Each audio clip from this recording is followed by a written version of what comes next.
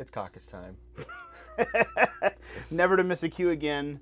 Mr. Mason Mohan, ladies and gentlemen, ready to go at all times for caucus time. Oh, but welcome on in. It is time for Unauthorized Caucus. It's noon. It's Thursday. Thursday. It's caucus time. It's caucus time. You're not going to miss it again ever. This is this is a true Pavlovian wonder that we've now conditioned. That song ends, boom, you're at caucus time. It's ready. I even commented it. Even commented. Oh, I haven't even gotten into the chats yet. Well, welcome on into the chats and everywhere to the that new we channel. are. To the new channel, that's right. New channels. New channels. We have so you may have noticed, and we'll just, first of all, welcome to Unauthorized Caucus. Thank you for being here. I'm your host, Ryan Height. And I'm Next to Mason. me is Mason. Sorry, go ahead. I'm Mason Mohan. Yeah. We hadn't practiced that one.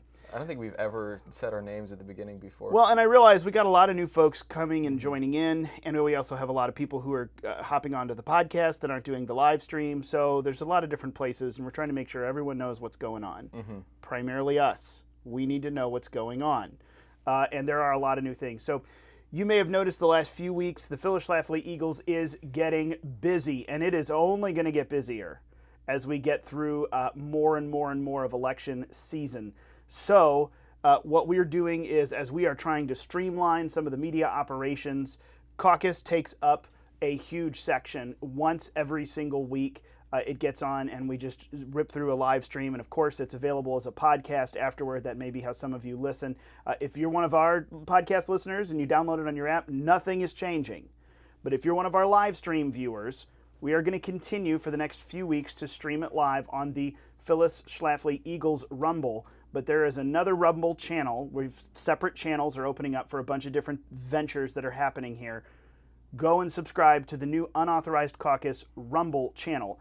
In a matter of weeks, we are going to make it completely unique over there so that we can clear the way for a ton of content that is about to start coming out from our collegians. Hopefully you watched that great, giant, almost 5-hour live stream. If you didn't, it's coming in clips. There's going to be individual segments of each speakers, lots of shorts, reels that are going to go out across social media for sharing. It was packed with information, and that's about to come out. And of course, Eagle Council 53, the big 100th anniversary celebration of Phyllis Schlafly, is coming next month. Plus the election, it's going to get crazy. So we're trying to streamline the process a little bit. So go and look it up and make sure you are following Unauthorized Caucus. You can find Unauthorized Caucus on Facebook, and on X, it's Unauth Caucus. Thank you for having character limits still, Elon.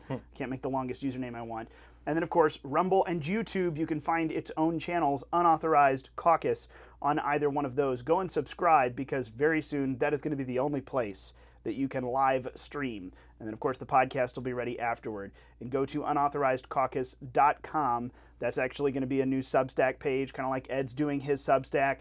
We're going to try to get a good stream going for each of these things so that you can get everything. Or if we've got folks who just want to hone in on something else, it's not going to get lost in the midst of a bunch of other things. So we're moving and grooving and getting things squared away. Specifically, though, especially on Rumble, I think we're going to come down and end up going pretty much exclusive to Rumble to just try to streamline the process.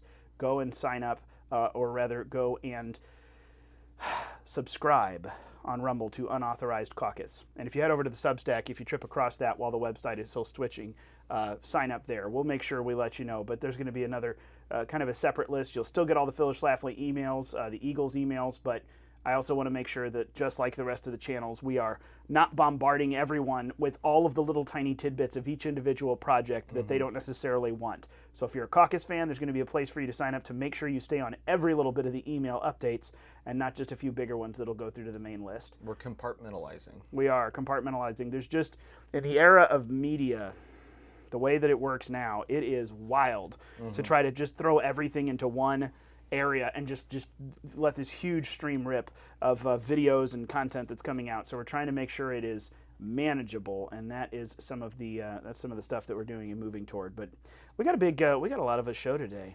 We have a big show today. Lots of things to talk about. Buckle up, people, because we may be here a while. You never know what's going to happen. Strap in that seatbelt. Strap in the seatbelt, because it's caucus time. I stole your line. I'm sorry. I'm not sorry. There's been a lot that has gone on, and one thing we've held off for a while the Supreme Court decisions. So the Supreme Court opinions came down, tons of them, a lot in May, many very big and important consequential things in June. And we tripped across a few of them, but we didn't really come back and camp out and talk about some of them. And honestly, it's a good thing, because a few of them really tie in together. Some that I didn't really think seemed to be that big of a deal. You realize, oh, another opinion or two later, this plus this actually seems like we're getting an invitation in this direction from the court. It's kind of interesting to see it all pull together. So we want to talk about that, but don't get bored with the Supreme Court stuff. If you think you already know everything, first of all, you probably don't. Neither do we. We're just here to try to put it all together. But then we're going to talk about Project 2025, the new whipping boy of the left. Their favorite thing to hate online, and also their favorite thing to absolutely misrepresent. It's terrible. I didn't even know what Project 2025 was from listening to them, because they didn't even have their story straight. It's the first time in a while I've seen the left go so frantic with a narrative that they didn't even have like the lie centered across all the channels. There was just crazy stuff being said out there. It's because they're completely desperate at this point. You know, after the debate, it's all after the debate. It's just desperation. I don't know if you saw yesterday or if our viewers saw yesterday. I've been seeing rumblings of Russia is going to try to hack the 2024 election to get Donald Trump a win. Didn't we go through all of this before? This is an old trick.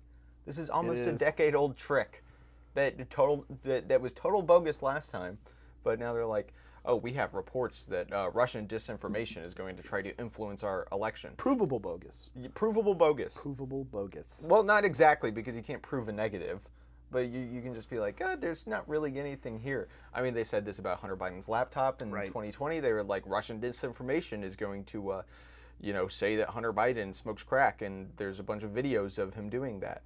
And this was the era before extremely, not even at this point can AI-generated videos get to the horrendous quality of the Hunter Biden crack smoking videos. But oh boy, if it was AI, there would be like a third and fourth hand coming out of him holding a 8th and 9th crack pipe. Don't forget a couple of more illegal pistols. Exactly. Yeah, he's Russian disinformation. Hunter Biden has 4 arms, and he's like a RoboCop cyborg type thing, wields guns and all of them. Okay. Anyways, let's back it up. Well, what do we want to talk about first? The Supreme Court or Project 2025? Let's go to the Supreme Court first, shall we? Okay. You want to do that, and then we move forward. And I know we've got at least one chart today, so we'll have a couple of visual aids other than just us. I know that we're visual. I don't know if we're an aid to your learning and expanding of your mind. Hopefully, though, we are. We are. Yeah. At least to our wives we are, but I don't know if anyone else is going to vouch for that. Oh, to everyone? Everybody who tunes in gets smarter. I love you astound me with your confidence that you exude. All right, let's dive into the Supreme Court stuff, because we had tons of cases come out, and I know that there was a lot of sorrow and sadness on the right-wing side, and then I saw a lot of celebration over some of them. First of all, overly broad strokes on a few things. We do not have a hyper-partisan, well, let me say it this way. We don't have a locked-in, we know exactly the number of hyper-partisan, they're going to go this way or this way justices. There's some wildly interesting independents happening right now where I don't know who's going to come down on what side of what. I can't predict anything anymore. If you're going to take the Dobbs decision and try to say, well, now we know who the 6 and the 3 are, and maybe John Roberts is the squish. No. That's not the case. Right. We've seen Amy Coney Barrett kind of go all over the map. Brett Kavanaugh go all over the map. She went the wrong way on the border issue, on the wire fences in Texas issue. Right.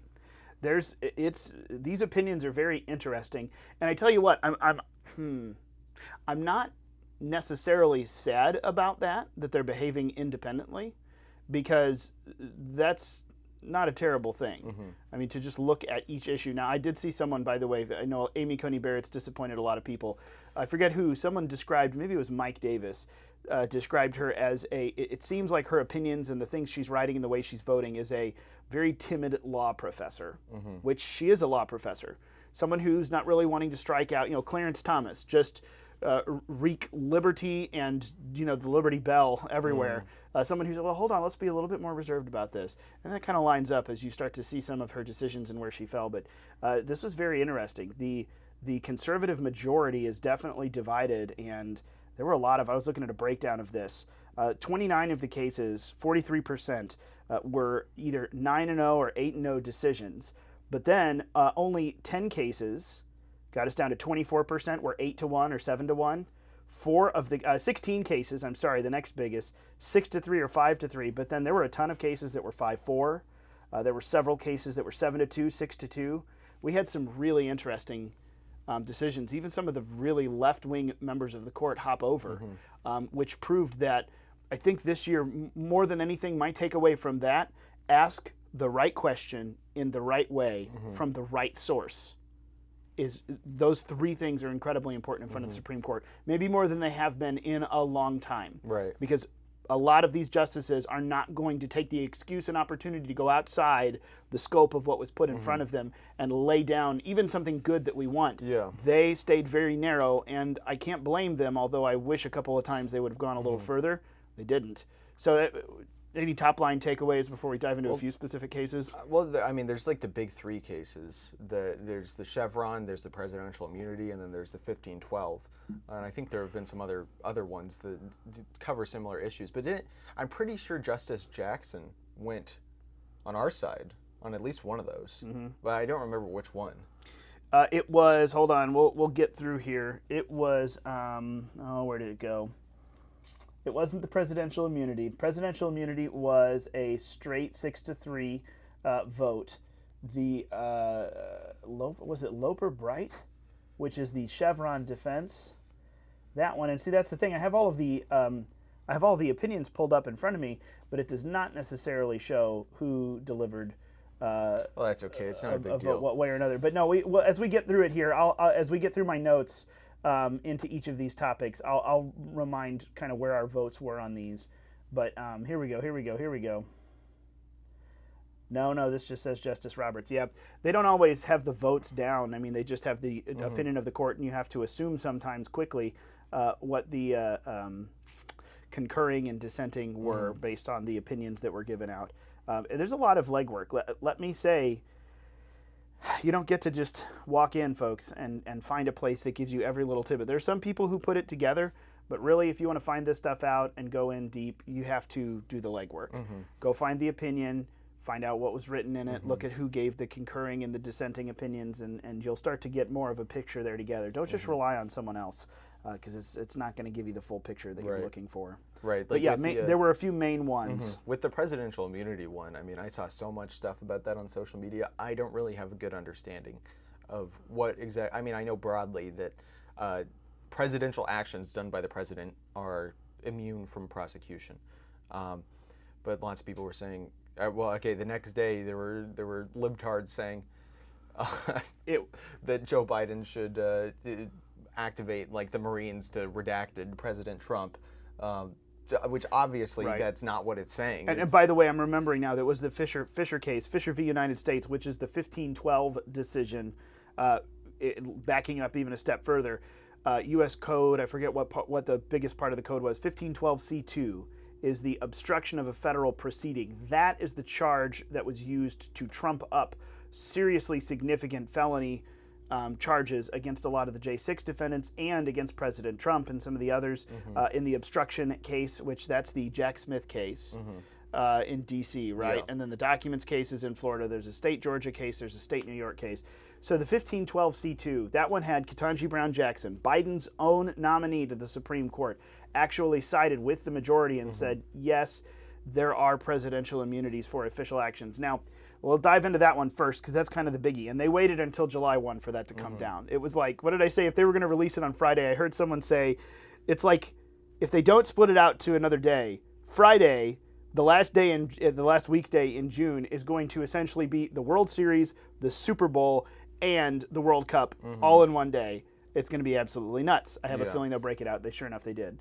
But this one, only Sotomayor and Elena Kagan of the leftist bloc voted against the presidential immunity decision, and Ketanji Brown Jackson gave a concurring opinion, which of course she took the opportunity to say, I think the actions of people on January 6th are reprehensible and morally immoral, and it was terrible and a dark day for our country, all the things you hear the left say. However, That is not the question that's being put in front of us. The question that's being put in front of us is if a president has any immunity and in what circumstances. So essentially, they set down a litmus test. And it was basically that the president, under official activities, constitutional duties that he has, you do have absolute immunity.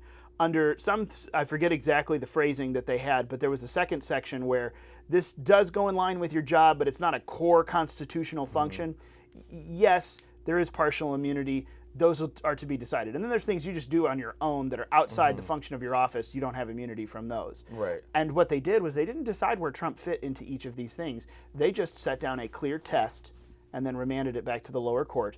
With this in mind, now you go and decide where these things fall. Yeah. So calling the Department of Justice and asking questions as questions are piling in, and you ask a question of your own Department of Justice about what's going on with the election integrity, the election that we're running, this one falls into the first. There's absolute immunity for this. He is in the function of his office talking to an executive branch member. It's not like Donald J. Trump, the candidate, is calling out. That if you go back and look, of course, the left has tried to convolute this and make it look that way. But he's making calls to the Department of Justice to find out what the heck is going on. When so many states and counties just stop counting federal ballots, come back in the morning, and the transparency has disappeared, you call the Department of Justice and say, what the heck? What's happened? This is inside your core constitutional function as the executive of the land, period. Right. So the lower court has a blueprint now to be able to walk through some of the Trump stuff, but the way that they put it down, the way that the Supreme Court put it in writing in this new test of presidential immunity, I think that pretty much neutered the obstruction, the federal obstruction case against him that Jack Smith was spearheading. Yeah, and that is a big deal. I mean, I look at this decision as very much so a pro basics of the Constitution, separation of powers type thing. Like the president doing presidential things, the president doing his job, it would be very bad if he was beholden at every turn, everything he did for a different branch of the government, the courts, to say, okay, well, I think you should, I think that's a crime. Like if they could tell the president that. That obviously doesn't work. This is a clear separation of powers. And that's the way our country was set up, so that none of the three branches of government became too powerful and could hurt the other ones. So it's interesting because you look at this decision and it kind of seems like the Supreme Court limiting the powers of courts, but at the same time, with the Chevron case, they went the other direction, increasing the powers of courts. So I think those two decisions are interesting to put side by side, where, okay, we got to get the courts back to their proper position, their proper constitutionally allowed position, functioning within our republic. So, yeah, that's all I think about that. Okay, no, and I mean, you tripped over into one of the other ones. The big one for me, and then there are a couple other extraneous ones. Actually, well, I mean, honestly, let me just run down it here. I know that Vivek Murthy, I wanted to go with Murthy and just throw it together. Murthy v. United States. Murthy v. Missouri. This was a big one on censorship in the big tech world and the social media world. I know that a lot of people were unhappy with this. Jim Hoft, the Gateway Pundit, folks that we know very well here in Missouri and have a reputation for breaking a lot of stories and tying it to a lot of they've got the receipts. They have a lot of the behind-the-scenes memos and different things that go on. They were involved in this, and there was obvious censorship in this case, and there was government collusion with it. However, what happened with that one is the Supreme Court essentially remanded it back to a lower court. So I know there were a lot of people who were disappointed. They thought the court could take an opportunity here to do something that would be right, to smack down executive branch intrusion into telling big media, big tech companies, hey, we want you to really put your thumb down on the scale of this and this and this, which from COVID and election stuff, we saw that happen. It's not just that social media companies decided to censor us. It's that federal government was pushing them. Here, a big exercise. You want to know what we're talking about and didn't follow it? Go look for Matt Taibbi, and you'll find all the Twitter files and literally the collusion between the FBI, the Department of Justice, and Twitter to suppress certain information. The collusion between the HHS and other of the so-called science departments to suppress information, telling the social media companies what they wanted gone. It's pretty bad. It's not just a thumb on the scales, it's a fist down on the scales. However, because of how it was asked and who asked, this Murthy v. Missouri, the Supreme Court essentially, they didn't shut the door on the entire issue, but they did not decide on the merits of the main question at hand. What they did was they answered a specific question in front of them, sent it back down to a lower court. So we've got 2 to 3 more years possibly of this. It could find its way back up to the Supreme Court with this new guidance in hand that they gave us. But in an election year, when we are watching the left, the Democrat Party, we're watching Joe Biden sign executive orders enlisting every agency of the federal government to help in his reelection campaign. This is now the time to deal with this issue, not 2 years from now. So I see why they sent it back. I'm also disappointed, just like everyone else. They had an opportunity, and I think some of them would have, but Amy Coney Barrett again and some others said, no. Let's keep this very narrow, send it back. So that one was one that a lot of folks were disappointed on. I kind of get it, because it's not so much like the executive branch was ordering around these social media companies. Because in the case of something like Twitter or X now, like Elon doesn't want to do that kind of stuff. He doesn't want to suppress disinformation, and he's able to do that because he is a private company. But it seems hard for the Supreme Court to prohibit the president from asking Mark Zuckerberg to meet with him in private and be like, hey, can you help me out with this? Like, okay, he shouldn't do that. I don't like him doing that, but that's different than getting a court order telling the social media companies that okay, you have to suppress this information, and the full force of the federal government will come after you if you don't. It does exist in more of a gray area, like a, hey, I'll scratch your back if you scratch mine type thing. So I do kind of get it. I don't like it. I think that I think that we have less risk of, the election narrative being so manufactured like it was in 2020, as well as the COVID narrative being so manufactured like it was in 2020, thanks to Twitter now being free of the shackles, somewhat free of these shackles, thanks to Elon.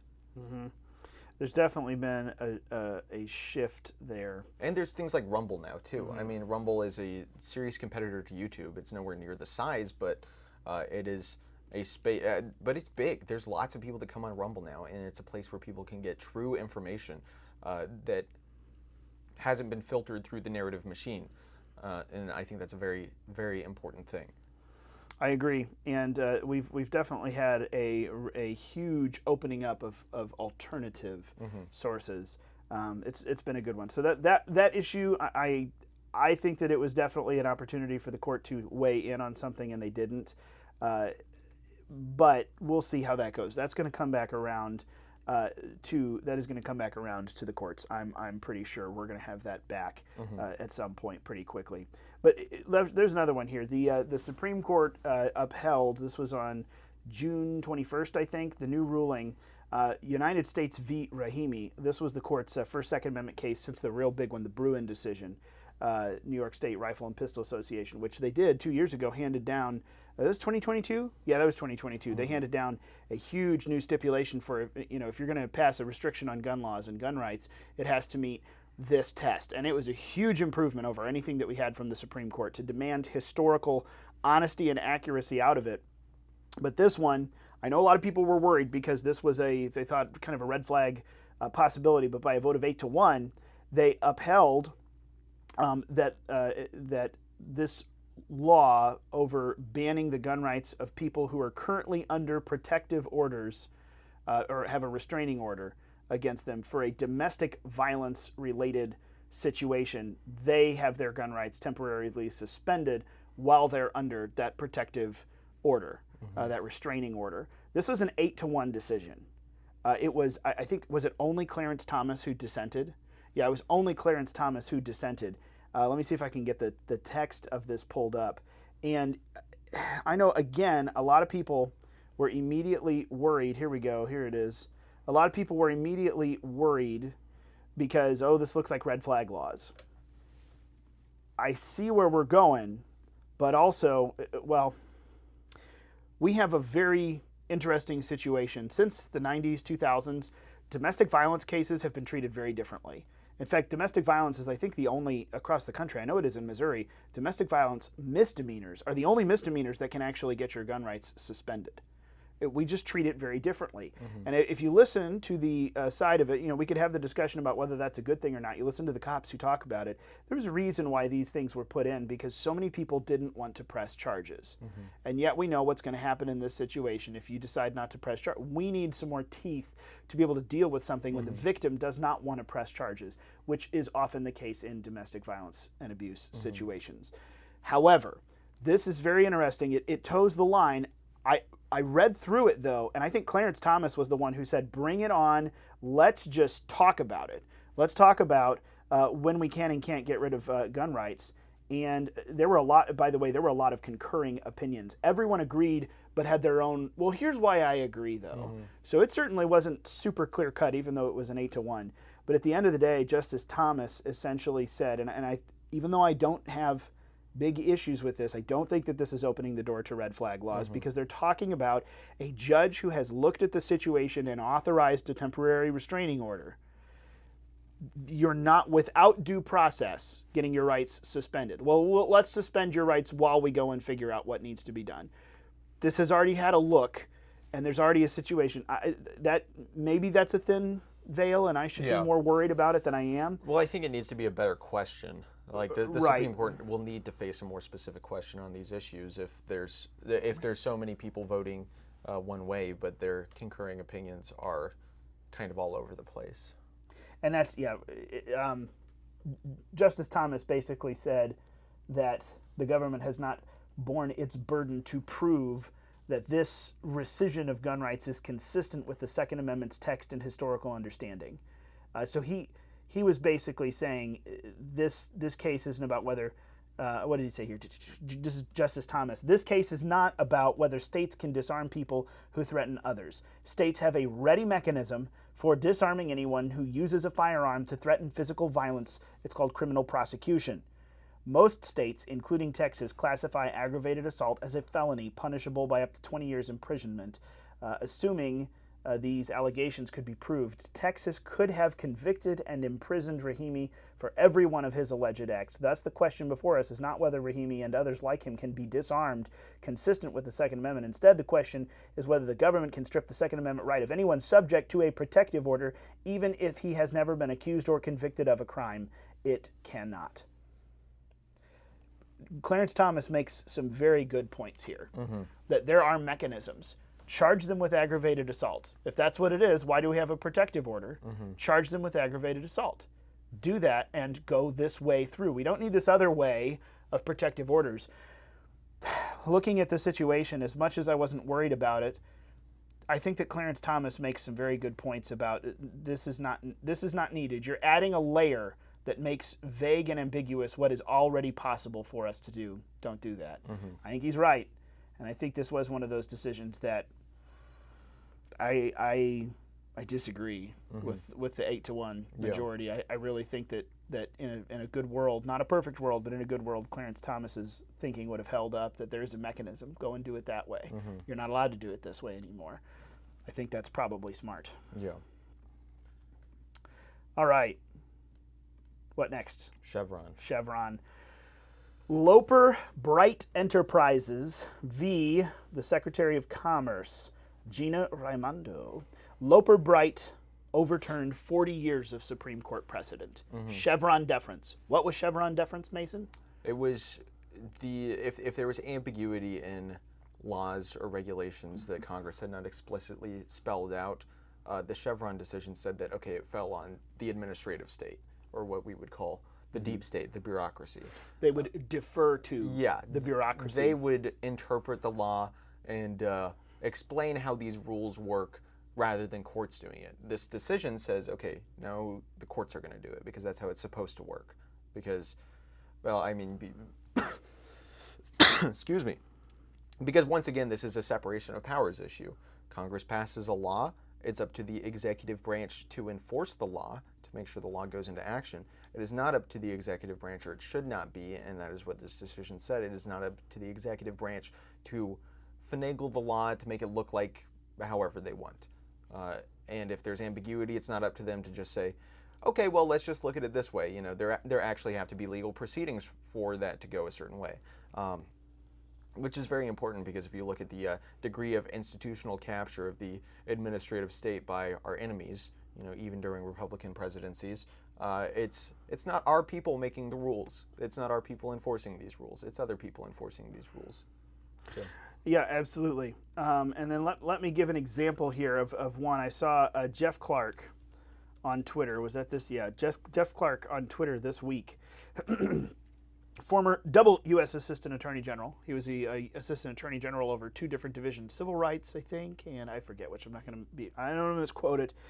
But he is one of the defendants, along with President Trump, in the Georgia case, and has been long a purveyor of routing out the deep state. In fact, I remember last August at an event, he said something tantamount to, when Trump gets back in office, I am ready and willing to serve, or something to that effect. He said, and this time, we don't stop. I know where the skeletons are. And I was like, oh, I like this guy. Yeah. I want you back in office now.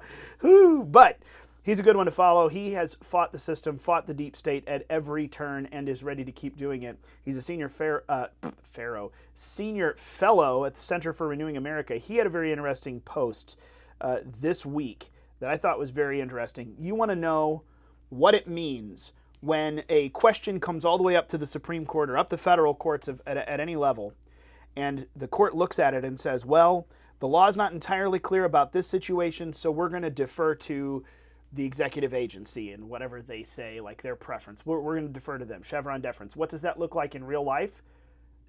The case of Elian Gonzalez in 2000, which some of you may remember. You were not born yet. Depends on what it was.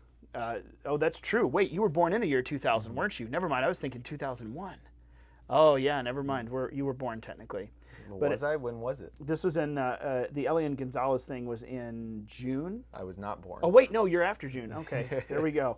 Why don't we just give out your home address and Social Security while we're at it? We're narrowing down your birthday for people. Like, it's just 111 So, 112. Okay, for people who don't remember, Elian Gonzalez is a little boy, 6 years old at the time, who made the crazy 90-mile trip from Cuba to Florida on a rickety raft that fell apart in a storm. Everyone, including his mother, died except for him.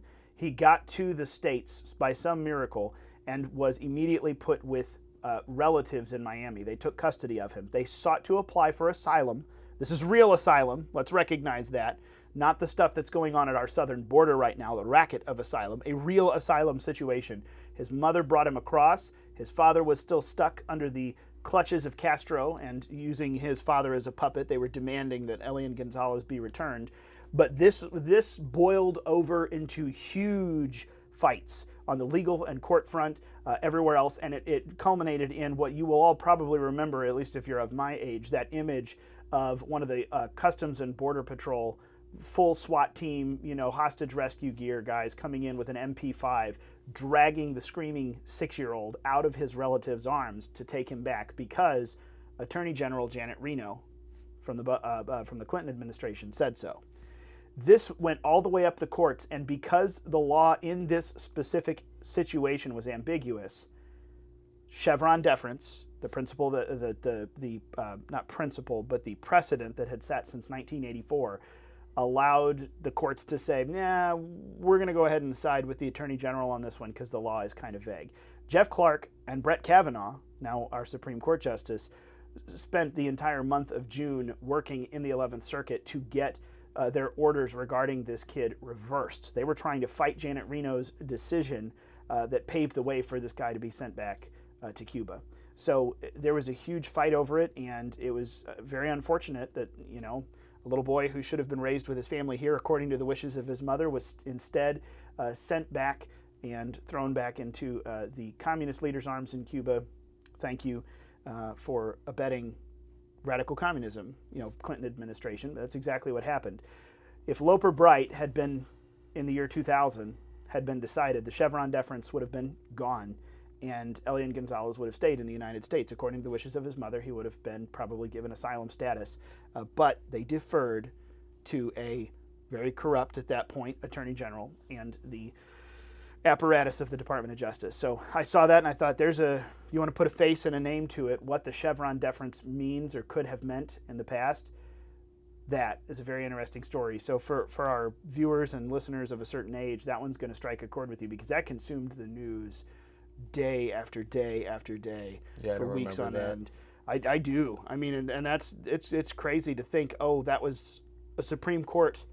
You know, I know that we know about Roe v. Wade and what all it did, and we fought to overturn it, and that precedent is gone. We fought to overturn Chevron. Chevron deference is gone. But for it to be gone now, this is one of the biggest concrete walls that the administrative state has hidden behind for so long. Mm-hmm. It has given them deference. It has given them precedent. Mm-hmm. It has given them preference in the court. And it's gone. One of the big protections. Yeah. This is a big deal. Yeah. I think this one is it's going to take a while to actually see what the difference is in regards to the law and how it's applied and interpreted now that this is gone. And does this mean that, I'm curious because I don't know exactly, but does this mean that, like, new rules and interpretations that came about under Chevron deference are no longer valid? Say that again? Does this mean that rules and interpretations made under Chevron deference are no longer valid now that the Supreme Court decision has come? No, I don't believe so. Okay. I think I've seen people address that specifically. So it's just from here on out. This is moving forward. Okay. Moving forward, what the Supreme Court has said is don't defer to federal agencies when the law is ambiguous. The court ought to take up that mantle each and every time of deciding if this thing really meets the law, and if the law is ambiguous. And we're going to decide. We're not just supposed to, defer over here to the executive agency. It's not going to be retroactive, though, and go back and make differences. I don't believe in things that have already been done. Okay. It's just here moving forward. Now, what that means, in another big one, I saw, I think SEC v. Jarksy, the SEC case. That one came out the day before Loper Bright, overturning the Chevron deference. The Jarksy case, very interestingly, that one essentially, well, if I'm not mistaken, what it did was it gave a reaffirmation. Yeah, that's right. It gives a reaffirmation of the right to trial by jury. Okay, big duh. Thank you for reaffirming one of the Bill of Rights. We appreciate that. However, very specifically, what was happening, the SEC, the Securities and Exchange Commission, was they had their own little court, their own little fiefdom that they were dragging people in, giving them bench trials, and then prosecuting and punishing people without a jury system, because they had created their own little thing going on inside the SEC. So what this did was essentially strike that down and say, no, there has to be a trial by jury. There are times when, fine, we have court decisions and bench trials and this and that and the other, but that you all have stretched that too far. I'm colloquializing a lot. I'm bringing it down. But SEC v. Jarksy reaffirmed the right to trial by jury, and the very next day, Loper Bright struck down the Chevron deference, deferring to executive agencies. You put those two things together, and you realize that the Supreme Court isn't just reopening the can of worms. They're almost inviting and empowering people to challenge the executive agencies and get a jury trial and win. They're kind of putting a lethal cocktail against the administrative state together for us. Now, I don't know. I mean, I'm quite confident at this point that Clarence Thomas and Sam Alito are doing that on purpose. Yeah. I don't know if the rest are, or if they're just going along because these are each individually correct decisions. But if you look at this, there's really a cocktail of about 4 or 5 different ones in here that really beat back the administrative state. And the next one we're going to talk about, the Fisher case, the 1512. That one is a big part of it too. Yeah. But there's some that I thought, big deal. This one looks like, we're reaffirming the right to trial by jury. Well, when you combine that with a striking down of Chevron deference, we're really talking about putting big boy tools, because you know there's a big boy press conference today. You've seen that, right? No. Yeah, Joe Biden has a big boy press conference tonight. Oh. That's literally what the White House is calling it. A big boy press conference? They called it a big boy press conference. Two of the secretaries, unless these are doctored videos that even I got fooled by, but it was so far across the internet, I don't know. They called it a big boy press. He's apparently going to stand up in front of the news, and I am quite confident at this point, conspiracy time, if I can insert myself, this is going to be one of the final straws of throwing him under the bus. To put him out there in front of, are you kidding? After the last 2 weeks, George Stephanopoulos was mean to him for crying out loud. They have thrown him under the bus already, putting him out there to answer questions in front of a rabid crowd of reporters. No offense, if you're a good reporter, you're not one of the rabid ones. I'm talking about the left. They're going to kill him. And I'm excited. Well, I think it's a 6:45 Central Time. I don't think he can survive. Based on what happened at the debate, when he had, Trump's mic was cut off in between, except for the golf exchange, which was fantastic. He's not going to survive. I really think this is just one more of the, let's just push him down the stairs one at a time until it's done and we get to move on. There's my conspiracy side, says that's what's going to happen. But it's still up to him if they get rid of him, and he's not going to step down. He's not going to step. Well, you say it's up to him. It's up to Dr. Jill and his chief of staff, Hunter. She's definitely not going to either. No, she and Hunter can't let go of the power structure. Anyway, there's the big boy press conference is happening tonight. That's what they called it. It's so very strange. What was I making? I got completely distracted by Biden. Big blow to the administrative state. Yes, which is a big blow to the administrative state. But of the three branches of government is for them to limit each other, and the administrative state is far beyond its constitutional bounds. Big boy tools. That's what I was saying. They're They're basically putting some big boy power tools in the hands of American citizens and organizations to be able to come with those tools and just lay waste in the federal court system to overreach from the executive branch, which has long been needed and has long been protected by secret things like the FISA courts and the SEC's little court and this and that and the other, and also Chevron deference and precedents that are just being hacked out left and right. Thank you, Supreme Court of the United States. There's some pretty cool stuff coming down as far as tools go. But do we need to cover Fisher anymore, or did we already get to that one? They essentially struck down one of the J6 defendants basically took his case all the way up to the Supreme Court, that this was absolutely outside the boundaries of what the 1512 C2 code is meant to be, and the Supreme Court agreed. Even, like we said, Justice Jackson had to agree. She said, yeah, this has always meant destroying documents and everything. I mean, it's from Enron. You remember that when back in the early 2000s, we're shredding stuff and throwing it out the windows. When you're destroying evidence to prevent an investigative function of Congress or the federal government from happening, this is what it's about. Disrupting the certification of electors by a few hours or a day, this isn't what it's talking about. Yeah. The only note I would make on that is, like, this will help ongoing January 6 trials and prosecutions, but from what I understand, I don't think this will help anybody that has already pled guilty to that charge. I think you're correct in that, and that would actually be an interesting question for some of our Patriot Freedom Project folks to ask them, because I know that they are working on that as well. But yeah, there's 400 something folks who are still, well, no, there are 400 something folks affected by the 1512 charges. 250 plus are still in jail. If I saw the numbers correctly, that could make a big difference. Because even if they already pled guilty, the sentencing, coming back around to it, the appeals that they have for sentencing, I imagine there's going to be some big changes coming down the pike. However, the federal government, the Department of Justice, did not just immediately say, oh, okay, fine, we'll adjust everything since that one's off the table. They demanded their 60 days to go and look at it and think about it and think about what we need to do now. So they've already said, well, give us 2 months to think about the Supreme Court decision. So they're going to fight tooth and nail because this narrative is too important to them. This insurrection garbage narrative that they've created is too important to just let go because the Supreme Court says so. Even Joe Biden's own nomination to the court says so.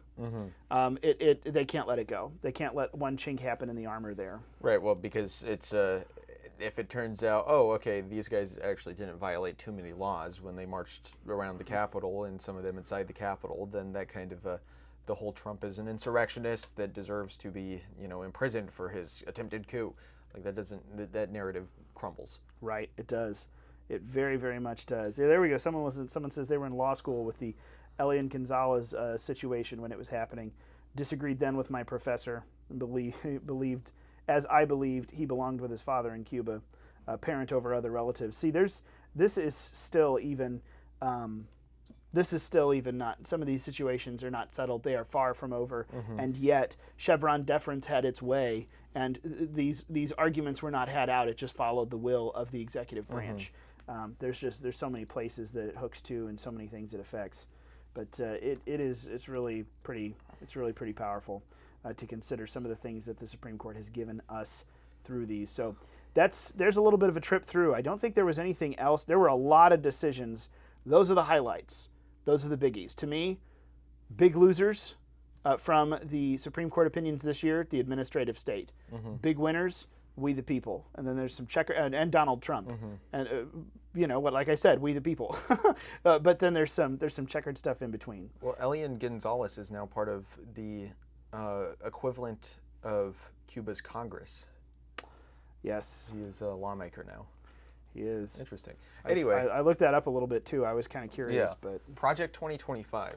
Project 2025. It is the scariest thing you have ever heard about. Scary cool. It's terrifying. I love it. I'm so excited. The things I'm seeing about it, apparently Kyle Rittenhouse is going to be able to shoot people with impunity. Oh my goodness. I saw somebody posting about that Trump is going to send him door to door. That's a critical part of Project 2025. He's going to walk around and just execute people. It's the true ushering in of The Handmaid's Tale. Yeah, we are going to do The Handmaid's Tale. Like Trump read the book and he was like, that sounds cool, let's do this. And then they called it Project 2025. This is actually what people think it is. This is what people think is going on. The amount of uninformed tweets have been just shocking to see stuff that I'm like, you didn't hear that from anyone. You just made something up and hit the post button on X. No one checked this, and it's been running like crazy. Right. To the point where even I had to say, what are we talking about? Because a lot of things have happened. So the Trump campaign has been putting out policy point after policy point after policy point leading up to the Republican convention, of which we are in the middle of, right in between. All the committee meetings are meeting this week, the platform committee, rules, credentials, all that stuff. And the main convention kicks off next week, where they will adopt the platform. They will give all of their delegates, everyone calls out from the floor, from whatever state, however many delegates. And then there's the official nomination, the official acceptance, all the big cool hoopla goes on next week. Haley did release her delegates, by the way, Nikki Haley, and told them to vote for Trump. So she's not going to be there, but she's playing nice. She's released them to go vote for Trump. But the GOP platform was in the news this week, and it was slightly controversial. A lot of pro-life, pro-family groups very unhappy with things that were stripped out. A lot of the pro-border, strengthened, pro-constitution, pro-sovereignty people very happy with how super simple and streamlined it was. 16 pages is the new GOP platform draft. It is very simple, and we've had a lot of arguments for. We've had a lot of arguments against. We have a lot of people in the middle who I can see both sides of it, and I'd like to simultaneously criticize and praise it for the things that it does, good and bad. However, that coming out with all of the Trump Agenda 47 stuff gave everyone apparently license to just make up Project 2025 stuff and throw it all together as if it was the same thing. Look what they're trying to do. Right. And everyone just ran with it. The news, the Twitter sphere, the left, everywhere. It was nuts. Yeah. So could you put up that graphic I sent you? Because I think this is a this is a good point to kind of introduce what exactly Project 2025 is. So something that we talk about our site as an issue with often is we sometimes seem allergic to winning and to tactics and to strategy, and we don't really understand the friend-enemy distinction, which you can see from this graph. It's looking at political appointments, the share of political appointments from the different parties by presidency.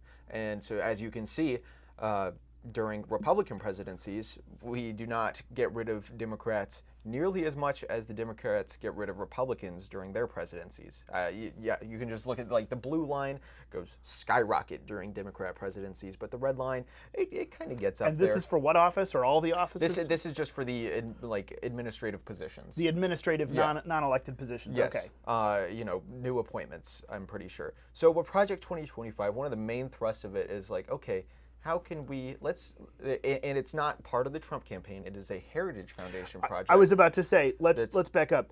This is the well, it's essentially how can we kind of deal with this and get more of our people into the government when our person is the president. Well, do you want me to just read real quick? For it. Okay, so Project 2025, not 16 pages, by the way. I thought, I'll print it off so I can make notes. It's 922 pages long.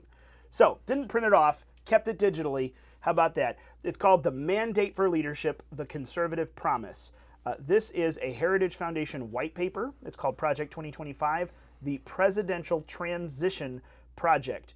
No, we're not talking about transing the President of the United States. We are talking, in fact, about the transition coming in to the White House.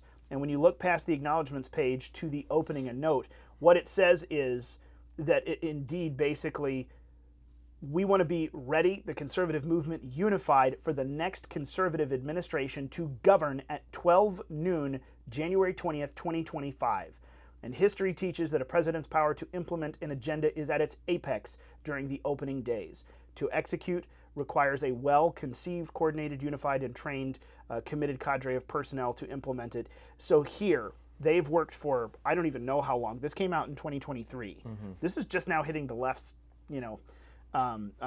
hitting in front of them and getting on their radar. But this has been out for months now. So this is basically the Heritage Foundation's white paper. Don't even know how many dozens and dozens, hundreds of people involved saying, here is what the priorities of the next conservative, presumably the Trump administration, can be. Here's how you can radically restore a balanced and effective government with separate but equal branches, with the checks and balances power, not just do good things, but how to restore the system itself. That's what this is. And how to put our people into the system. Right, which, I mean, part and parcel of restoring the system itself means putting people in who will restrain and prune and tear down and uproot and move back. It's got to be done from the inside. It can't just be the president firing everyone. It's not going to work that way. Yeah. So they're getting people involved. They're they're talking to people. They're recruiting.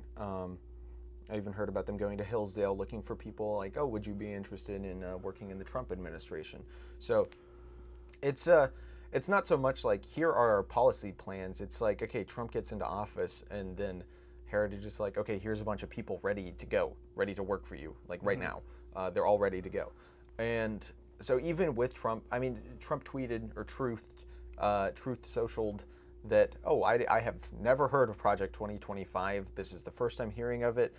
There's some parts I don't like, but I wish them well. But okay, that's not a big deal, because he's still going to need to staff the administration. The Heritage Foundation still works incredibly close with Republican presidents. So no matter what they call it, they could call it like Project Laser Sharks Flying Through the Sky.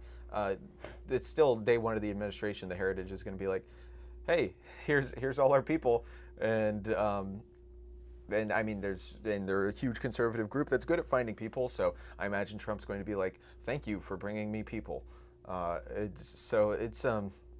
it's gotten way out of control. Now they think the left thinks it's like this radical.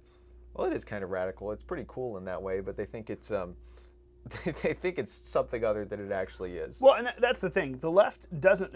Well, okay, the left at large, from the top to the bottom, and that bottom majority is a very, very idiotic set of useful idiots. The useful idiots at the bottom. They don't know what's going on, but they're running along with the agenda. Those folks are completely unaware of what it is. I would argue the people at the top are very familiar with this and recognize that there is a conservative, even if it's not across the board, if it's not everything, there is a conservative plan for how to undo what the left has done for decades now, rapidly expanding, particularly the executive branch, but rapidly expanding the government's power and turning our federal system into a behemoth that the founders never intended.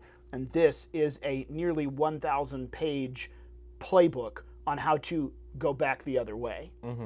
And it is very powerful. And I think it is something that, I don't know. So just in looking at it, I wouldn't even want to necessarily get into, because I'm kind of curious, and I'm going to be reading more of it. I was aware of its existence, but it didn't really come back on my radar until everyone on the left decided to explode and consider the fact that it was some sort of master plan to destroy America by their standards or something. What, establish you're talking about the next, the Heritage Foundation's big white paper on the next presidential transition? Oh, that's apparently crazy now. And I went and read it, and I thought, oh, this is actually fantastically good. I think that the takeaway for me on this is that for conservatives, for those of us on the right, the fighting back against this lunacy of what the nonsense sphere on X and on Facebook and everyone else is doing, use the hype to our advantage to say, okay, they're saying a lot of crazy things, but Project 2025 exists and it's amazing. Have you looked at it? We're talking about restoring great boundaries that give power back to we the people and take it away from bureaucrats. How is this a bad thing in anyone's book? Like whatever, and I'm spitballing here, but it's an opportunity to say, yeah, it exists and it's awesome. Here's why it's awesome, rather than to try to say, oh well, it's not Trump's thing per se, and oh well, don't explain it. Lean into it.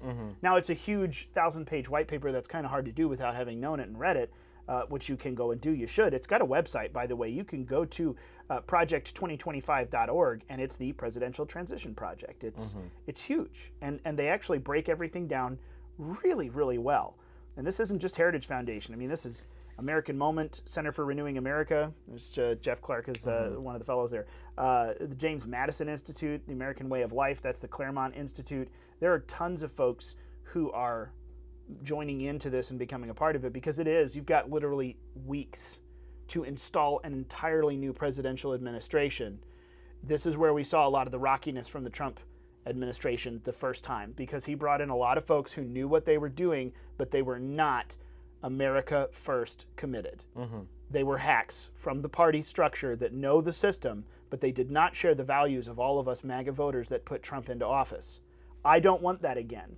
I want Trump to hit the ground running with people who will help him gut the deep state, and he doesn't have to fight his own forces that he hired from within, because each one of them, little by little, turns out to be terrible. And there's so much turnover, and we're constantly fighting that and the narrative around it. Something like this is very necessary. And I think something like this has enough principles to it for conservatives that we should lean in and say, heck yes, it exists and it's awesome. Can I talk to you about it? Don't listen to these people on Twitter who've never read it. This is a great thing. Listen to what it does. And you can go project2025.org and find out all the top lines. Because, I mean, we've talked about it a lot here. I'm kind of done fighting from behind and trying to explain away or be half measured, or kind of the libertarian myth that I don't believe exists and does not function in society. I'm ready to full bore lean into, this is the right thing to do and this is how I want it done. I don't want to dance around the issues. We don't have to justify ourselves to the left. No, I mean, no more justifying. They're not trying to justify themselves to us, and we cannot justify ourselves to them. We will always be whatever pejoratives they throw at us, racist, bigots, yada yada yada. So there's really no point. It's just like, okay, how can we get our guy elected, and how can we staff the administration properly to properly execute the policies that we want once he's elected? And trying to dialogue with the left, or trying to convince them that it's a good idea, they're never gonna. It's pointless. It's pointless. Yeah, I agree. And my final note. Do you have anything else on 2025, or should we wrap it up? We should wrap it up. Okay, let's do this. Let me tell you one more golden nugget that you should participate in. I've heard of it, I've seen it, but it's largely been off my radar. We've all known about CPAC for a long time, Conservative Political Action Conference. This big, woohoo! Once a year, conservatives all gather at the giant convention. And Turning Point USA has been doing a lot of theirs. What do they have? America Fest, and there's a few others. There's a really, really big one called NatCon, National Conservatism Conference. It's only in its 4th year. And it was largely off my radar until this year, because holy cow, was the confirmed speakers list. That's some serious speakers. I mean, I saw down, like, there's names you've never heard of, like Suella Braverman, Elbridge Colby, but then it gets down into, all of a sudden, people you'd expect to hear from: Senators Jim DeMint, Josh Hawley, Ron Johnson, Mike Lee, Senator Roger Marshall. But then you get into Stephen Miller, Albert Mohler, Vivek Ramaswamy, Kevin Roberts from Heritage, Senators Eric Schmidt, Rick Scott, J.D. Vance, Doug Wilson, who we've talked about, the guy from Idaho, he's assumed the mantle of Christian nationalism himself until this week. And you just start getting into the experts and authors. Rachel Bovard, there's a great name, Will Chamberlain, people we've had at collegians before and talked to. It was a big deal, and then you get to the content, and this is no typical Republican thing. Go and watch Josh Hawley from Monday night. It's on YouTube. Look for National Conservatism. Go onto YouTube. Josh Hawley's 30-minute keynote Monday night was wildly good. And I have some issues. I don't necessarily subscribe to every single policy position that he put down, but this was not the dance around the issues, kind of talk through the smoke and mirrors of politics about how conservatives are going to win. This was strip all of that away. Here's the blueprint that the founders had, and it is outright Christianity in the culture. Let's move that direction. Now, we've had other voices saying that, but for a sitting U.S. senator to kind of go that direction, and he does it much more eloquently than I do. I'm giving you a sense of the fact that he didn't kind of give a standard political speech. It was straight down the line of, here's the right thing to do, we should do it. And we will save America in the process and make it more free and prosperous for all. It was very well done, but you start to look at this and go, there's a resurgence inside the conservative movement of, I'm done trying to be this libertarian, we'll just focus on the markets and kind of dance around some of the other stuff. No, none of that works. I'm done with that. Here is the right and righteous way to move. Let's go that way. And everyone will be lifted up, the believer in the system and the non-believer alike, because that is a system that gave us what we have today and what we're squandering very, very quickly as the Marxists come in and take over. It gets me all kinds of excited to walk through the whole conference and see some of the speakers and the content and realize this ain't your daddy's CPAC. This is a whole new breed of conservative right-wingers who are moving toward not just, fight the left and maintain the status quo and Republican majority, but saying, no, this is how the country was forged. Let's reforge it again in this manner, period. And it's the hard stuff. It's the deep stuff. Yeah. So I think that looking at something like a Project 2025, that presidential transition time, looking at the NatCon conference and the full set of issues that they had, I am excited that quite possibly conservatives are done just fighting the game and are ready to burn through the system and renew America in the way that it ought to be renewed. Which that's what we need. Yeah. No more of the system, no more of the games, no more trying to make minute. Don't try to change this minutely. Just kill it, cut it off, and start back where it ought to have been in the first place. Yeah. There you go. It's caucus time. It's caucus time. Never again to miss a cue. Never again to miss a cue. We'll see. We got a lot more to talk about. We'll be back next week, Thursday at noon. At that point, we'll know who the nominee is for vice president, because Donald Trump will have picked. I think that's probably coming at any point. And I still think that it's going to be a wild left field choice. I don't even know if he's going to choose like from his left wing field. No, like left Elizabeth field. Warren. No, but it's not. I don't think. I hope it's not Tulsi. But I think he could pull a Tulsi or a Hawley or something like that is just totally off of his list, because he's just been messing with people. He's been messing with everyone. You know, and they say, well, my nominee's going to be at the debate. Well, like all 12 of the people potentially on the list were at the debate. Yeah. Oh, come on. He's good. Trump is good at this stuff. He's a master of media. He knows what he's doing. But we'll see. I don't know who it's going to be, but it's going to be a very interesting addition to see how that affects things. But we'll circle back around as a reminder, because I saw someone was getting on, and by the time they got in and looked at it, we are doing a lot of compartmentalizing here with Phyllis Schlafly Eagles, because the content from collegians, the clipped content, is all about to come driving out, as well as we are looking forward to Eagle Council next month, the 100th anniversary, the 100th celebration of Phyllis Schlafly's birth, and then 60th anniversary of A Choice Not an Echo election. There's going to be content everywhere. So we're trying to compartmentalize and make sure it stays orderly so that everyone can keep up with everything or the specific parts you want. We are moving Unauthorized Caucus to its own Rumble and its own YouTube channel. You may have already seen it, but go and look it up. I'll make sure that we send out the notifications. Go to Unauthorized Caucus on Rumble and Unauthorized Caucus on YouTube, also on X and on Facebook. You'll see it there. Same logo everywhere that you're used to seeing here on the video. follow those pages, because in a matter of weeks, we're going to stop broadcasting this everywhere, and it is going to really hone in on its Rumble channel, and we'll just be rocking and rolling it there. If you listen to the podcast and you get it on your favorite podcast app, that's not going to change one little bit. And then the last thing that you want to know is we've opened up a Substack so that we can kind of pound through all of the pound through all of the Unauthorized Caucus updates without hitting the big list all the time over everything. That's a Substack. It's where unauthorizedcaucus.com is going to go to, but you can go to the Substack, unauthorizedcaucus.substack.com, and there you can put your email in and sign up specifically for that list. We'll have you on the main list. You'll still get all the notifications about Phyllis Schlafly Eagle stuff, but that one specifically will let us know that you want to hear about Caucus in addition to all of the big things that we're doing. We'll make sure and stay in touch with you there. So, Unauthorized Caucus Rumble, Unauthorized Caucus Substack, those are the two things you want to go and sign up for, and then find it across the socials as well and hit the follow button, because different pieces of the Phyllis Schlafly branches are going to be compartmentalizing in different ways so we can move forward more effectively as an organization. Mm-hmm. So that's what's happening. That's what you need to know. You can always email us, unauthorizedcaucus@phyllisschlafly.com. Get a hold of us, and we'll definitely point you in the right directions if you can't find anything. Mm-hmm. But until then, we'll be back next Thursday at noon for another Unauthorized Caucus, because if it's Thursday and it's noon, you're not going to do it now, are you? You're not going to do it. I already said it. You punk. It's caucus time. Absolute punkery.